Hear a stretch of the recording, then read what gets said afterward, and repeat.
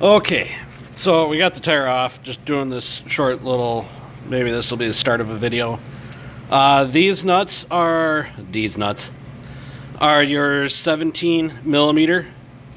The ones in the back here, these are your 15 millimeter. There's 4 of them, 2 on the top here, 2 on the bottom back there. But you must take your brake off first, obviously.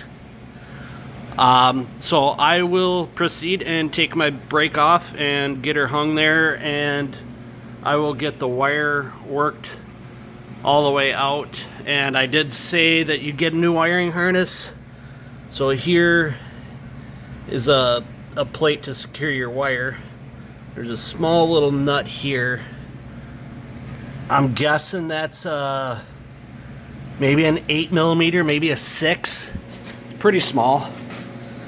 But yeah, stay tuned. Alright, so I'm back. I did get this caliper, or not caliper, hub bolt out. I got this one out.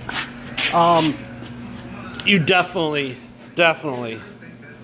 are gonna need a nice 1/2 inch breaker bar with a swivel with the 15 millimeter socket. This was kind of a, I guess not deep well, but certainly a little bit longer than normal ones. But yeah, I just used a breaker bar to break them loose, and then you can just socket them off the rest of the way. I just have those 2 done. I still have to turn the wheel and break the other 2 loose, and then I should be able to take the whole hub with the rotor off.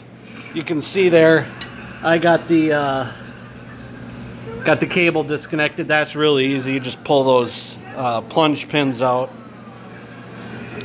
So I will set this down, and I will come back to you later, and by the time I come back to you later, I should have the hub and the rotor off, and I will be back.